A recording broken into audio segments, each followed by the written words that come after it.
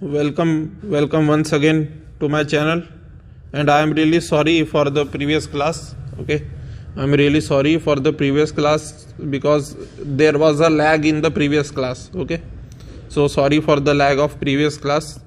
Okay, I am really sorry for that, but you don't have to worry. Okay, you can see the you can actually note down in your notebook and you can understand it. Okay, there was nothing big in it. It had only mathematical steps. Okay, it had only mathematical steps. The part which was lagging, that part actually had only mathematical steps. Okay, so you don't have to worry for it. Because my laptop motherboard had got damaged, so that's why I could not make the video properly. Okay, so I have given the laptop for repairing. Now I am making this video with the help of tablet. Okay, so partition function, according to maxwell boltzmann distribution law, as you might have seen in the previous lecture. According to Maxwell-Boltzmann distribution law, Ni by Gi equal to e to the power alpha plus beta Ei. Okay, Ni divided by Gi is equal to what?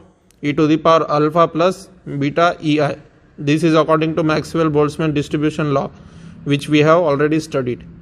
Now Ni is equal to Gi e to the power alpha e to the power beta Ei. Okay, you can clearly write this thing in the form of this multiplied by this. Okay, how? By laws of indices you can write. Okay, so this is quite common sense step. Beta is equal to your minus 1 upon kt. Okay, so e to the power alpha will be equal to a. So e to the power alpha has been substituted as a over here. Okay, so your Ni comes out to be equal to a Gi e to the power beta Ei. Okay, it came out to be like that. So total number of molecules in the assembly. What will be the total number of molecules in the assembly? It will be clearly summation Ni, right? Total number of molecules in the assembly will be summation Ni. So you will take the summation of this expression. This is Ni, this is equal to this. And so total number of molecules in the assembly will be clearly given like this. Okay.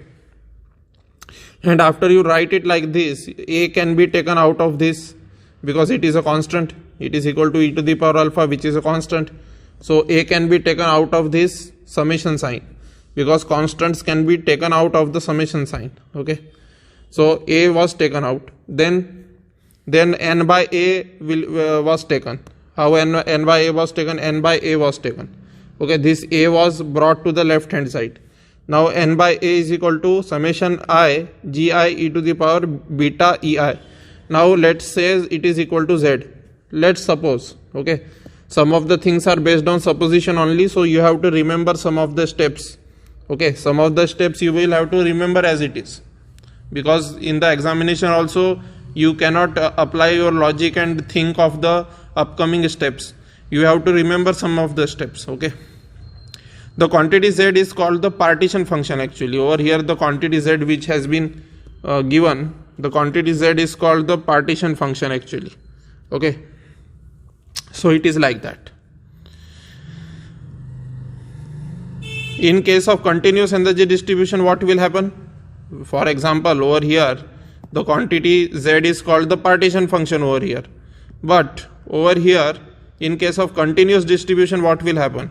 In case of continuous distribution, you will change the summation into integration, because when it is discrete, it is summation.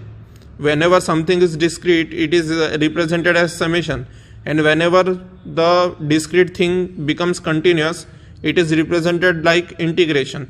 So your summation is changed to integration, and you will multiply by dE additionally over here. You will multiply by dE additionally over here. So in case of continuous energy distribution, Z is equal to 0 to infinity Ge dE e to the power beta E. Okay, so that will be equal to integration 0 to infinity Ge dE e to the power beta is equal to what? Beta is equal to minus 1 upon kt, right? Minus 1 by kt. So your beta will be replaced by minus 1 by kt. So it is your equal to z function. Okay, it is your partition function basically, particle function for in general expression. The general expression for partition function is this. This is the general expression for partition function. Okay. Now partition function for a monoatomic perfect gas. We have to find out the partition function for a monoatomic perfect gas. So molecules of a perfect gas are non-interacting. The energy of a molecule is just kinetic energy. You know this very well, that whenever the particles of any perfect gas will be non-interacting, there will be no potential energy associated with the, because energy of interaction is potential energy. And if there is no potential energy associated with any molecule, then it will only have kinetic energy and nothing else, right? So the energy of a molecule is just kinetic energy. This is pure classical approach, okay? This is pure classical approach. And this Maxwell-Boltzmann distribution is your basically classical thing. So the partition function which you are finding out, that is also a classical one, okay? So in classical mechanics, E is equal to P square over 2m is the formula. Okay, then P comes out to be equal to square root of 2me, right? Momentum comes out to be equal to square root of 2me, where E is your kinetic energy. Okay, so for molecules with energies between E and E plus dE, okay, for molecules with energy between E and E plus dE, the magnitude of momentum will be in the range P to P plus dP. This is just an assumption, okay? For the particle which has energy E, the momentum associated, let us take P. And the energy when it becomes E plus dE, that is differential E is added to, means minute change in E is there. So dP will be added to P, because minor change will be there in momentum also, corresponding to the minor change in energy. Okay. So that is the thing.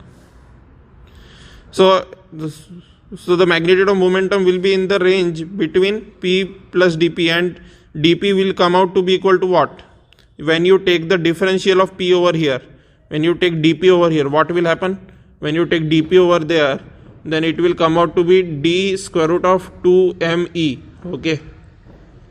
And this half will come in the front, 2me will go in the denominator, and you are, by applying the differential rule, you know very well all these things.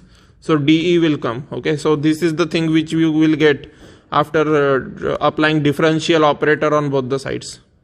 So after applying the differential operator on both the sides, you will get the value of dP. So dP value, what did you get? dP value you got as square root of m by 2e dE. Okay, square root of m by 2e dE you got, okay? So this is the thing which you got.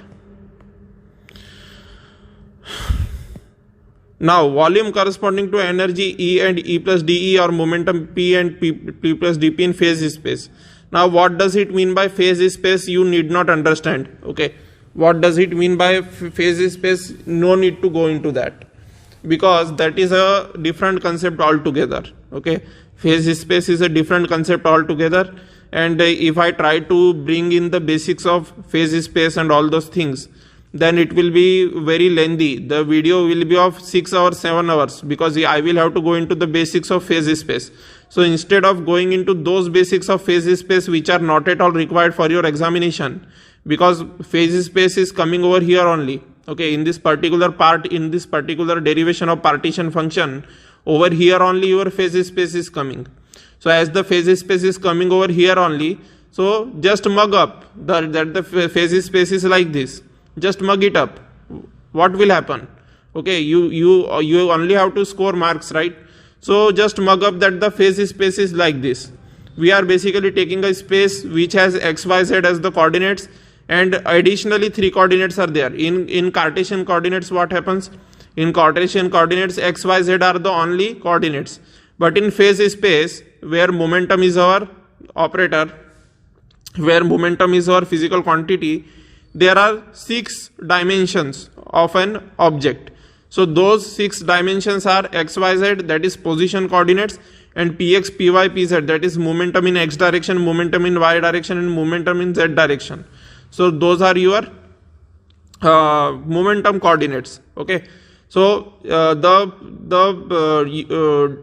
d tau, that is your unit phase space. Okay, unit phase space means the smallest phase.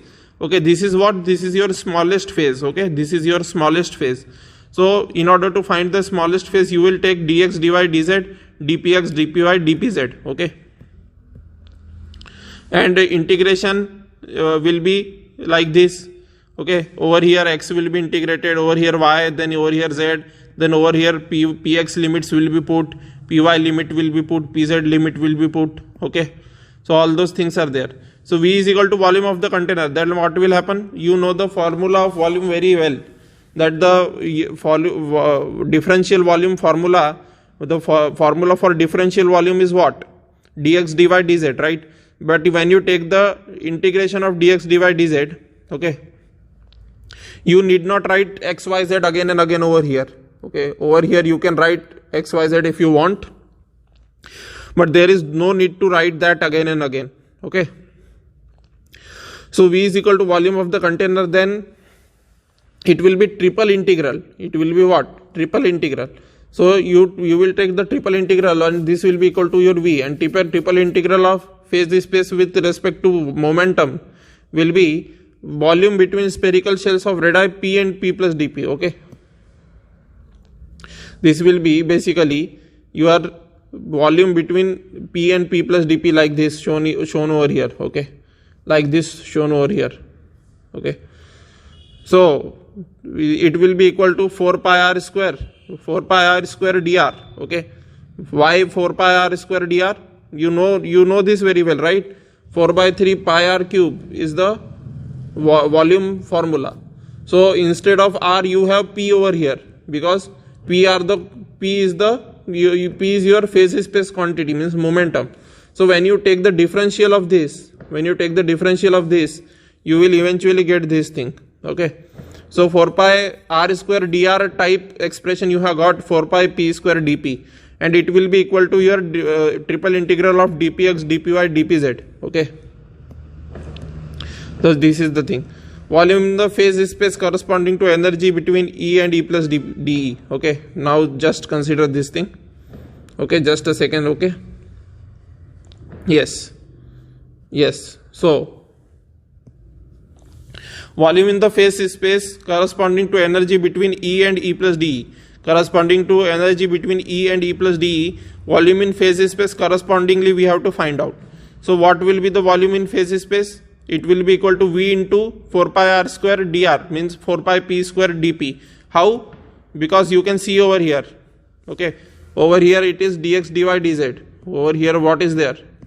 Just see.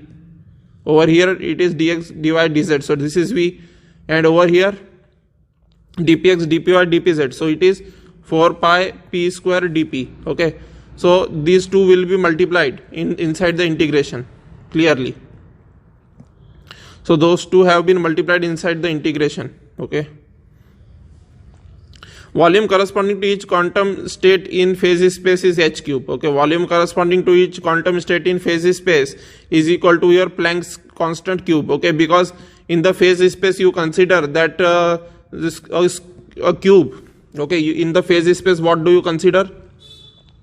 You consider that a cube having its edge, equal to h. Okay, a cube having length h, breadth h, height h. Okay, not L, h. Okay, so such a cube which has length equal to h. Okay, length, breadth, height h means a cube will have all the sides equal, so all will be equal to h.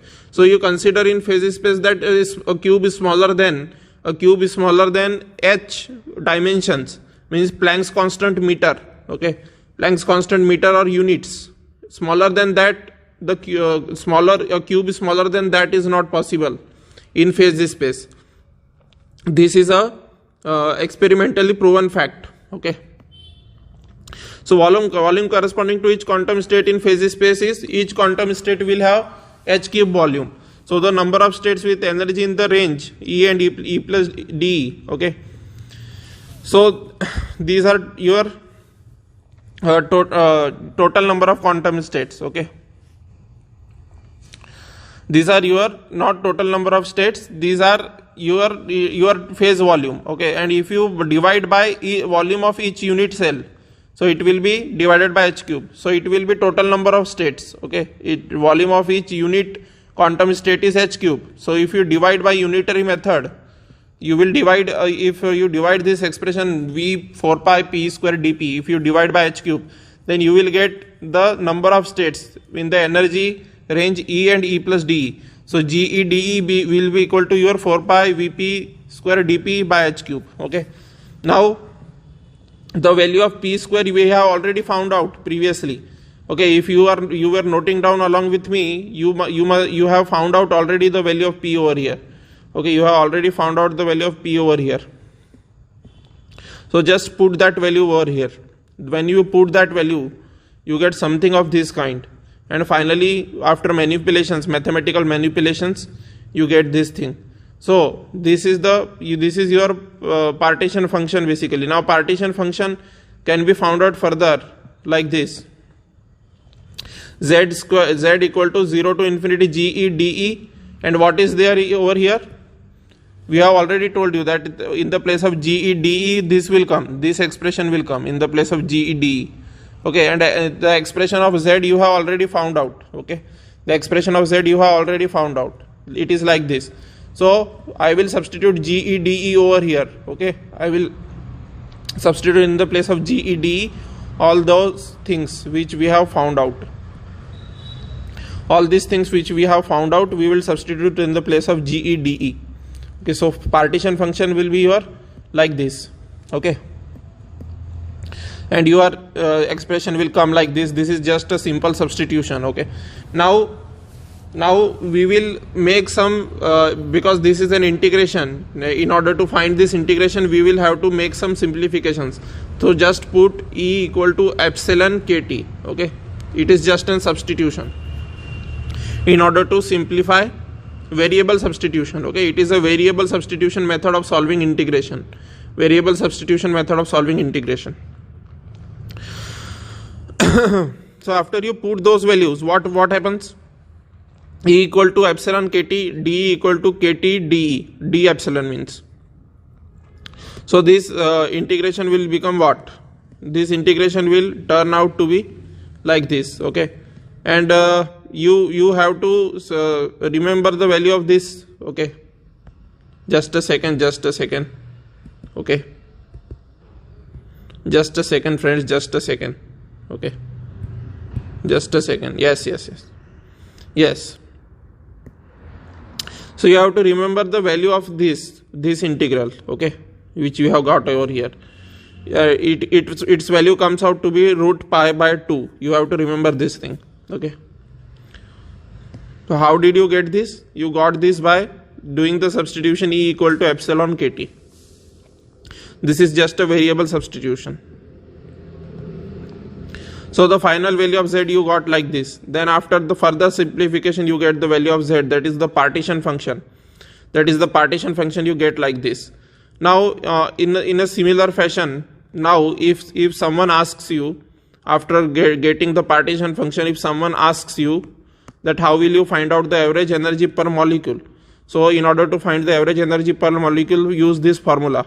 Put the value of z from here over here. Okay, if you put the value of z from there over here in the average energy per molecule expression, you can find out the average energy of the molecule, and molar specific heat you can find similarly.